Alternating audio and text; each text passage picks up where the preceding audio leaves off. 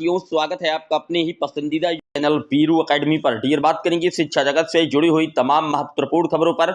लेकिन जितने लोग चैनल पर पहली बार विजिट कर रहे हैं, सब्सक्राइब करके बेल आइकन प्रेस कर लीजिए। डियर, आपकी स्क्रीन पर पहली अपडेट आप देख सकते हैं। हाईकोर्ट ने रद्द कर दी पुलिस में रेडियो हेड ऑपरेटर भर्ती प्रक्रिया। आप देख सकते हैं, इलाहाबाद हाईकोर्ट की लखनऊ खंडपीठ ने कहा है कि यूपी पुलिस रेलवे रेडियो अतिरिक्त सेवा नियमावली 2015 में मौजूदा नियमों के तहत केवल डिप्लोमाधारी इंजीनियर से ही हेड ऑपरेटर हेड जो है मैकेनिक के पद पर नियुक्ति के लिए आवेदन करने के हकदार हैं।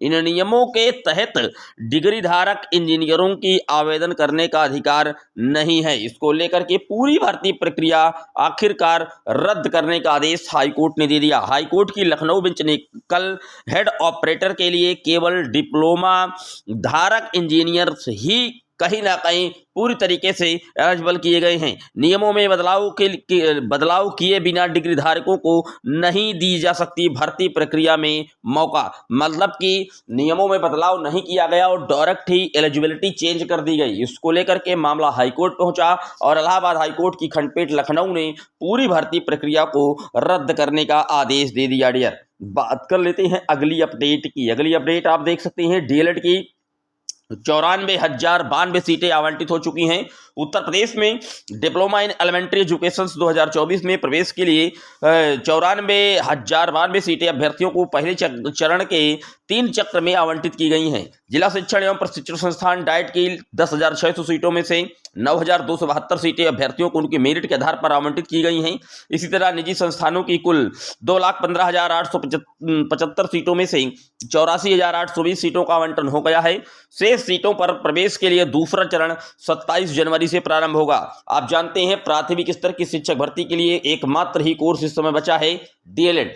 इस बार उत्तर प्रदेश में डीएलएड के लिए अदर स्टेट के कैंडिडेटों को भी पूरी तरीके से जो मौका है, जो चॉइस है, वो दी गई है। फिलहाल अभी तक 3-4 चक्रों की जो काउंसलिंग हुई है प्रथम राउंड की, यहाँ पर अधिकांश सीटें अभी भी खाली हैं और दूसरे चरण की जो काउंसलिंग है वो 27 जनवरी से होगी। ऐसा पीएनपी कार्यालय प्रयागराज की जो हेड हैं श्री अनिल भूषण चतुर्वेदी जी की उनकी तरफ से बताया गया है।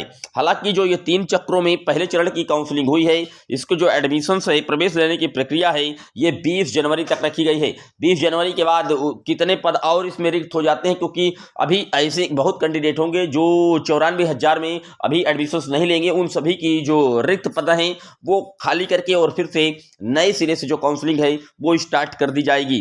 बात कर लेते हैं अगली अपडेट की। अगली अपडेट डीएलएड से ही जुड़ी है, जहां पर डीएलएड करने वाले द्वितीय और तृतीय सेमेस्टर्स के जो अभ्यर्थी हैं जिनको अपनी एग्जाम को वेट था, उनको लेकर के एक बड़ी राहत दी गई है। डीएलएड परीक्षा के लिए कल से भरे जाएंगे आवेदन। फरवरी के दूसरे सप्ताह में प्रस्तावित दूसरे व चौथे सेमेस्टर की परीक्षाएं हैं। यानी कि फरवरी में अब द्वितीय और चतुर्थ सेमेस्टर की जो परीक्षाएं हैं वो पीएनपी कार्यालय की तरफ से कराई जाएंगी और इसके लिए जो ऑनलाइन आवेदन है वो 17 से 25 जनवरी तक भरे जाएंगे। परीक्षा नियामक प्राधिकारी कार्यालय के सचिव अनिल भूषण चतुर्वेदी ने सभी जिला शिक्षा प्रशिक्षण संस्थान डाइट के प्राचार्यों को निर्देश दिया है कि 25 जनवरी तक आवेदन भरवाने की प्रक्रिया पूरी कर लें। निजी प्रशिक्षण संस्थानों के ऑनलाइन आवेदन पत्रों को संबंधित डाइट प्राचार्य 18 से 27 जनवरी तक प्रमाणित करते हुए स्वीकृत देंगे। सचिव ने कहा है कि निर्धारित तिथि के बाद किसी भी परिस्थिति में कोई अतिरिक्त समय नहीं दिया जाएगा और केवल ऑनलाइन माध्यम से आवेदन पत्र स्वीकार किए जाएंगे।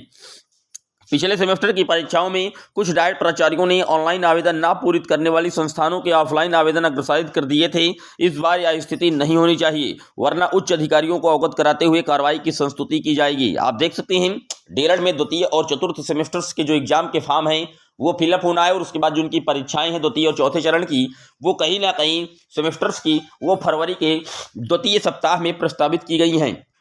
तो आप एक तरफ देख सकते हैं कि डीएलएड करने वाले अभ्यर्थी यहाँ पर काउंसलिंग भी करा रहे हैं और द्वितीय और चौथे चरण की जिनकी अपनी परीक्षा का वेट था, उनके लिए परीक्षा की तिथियां भी पीएनपी कार्यालय की तरफ से घोषित की जा चुकी है। अब अभ्यर्थियों को डीएलएड करने के बाद महज एक ही चीज जो दिखाई देती है वो है कि शिक्षक भर्ती आए, क्योंकि उत्तर प्रदेश में पिछले 6 साल से अकाल पड़ चुका है प्राथमिक स्तर की शिक्षक भर्ती का और उसका नतीजतन आप देख भी सकते हैं कि किस कंडीशन पर प्रदेश की राजधानी का हाल है।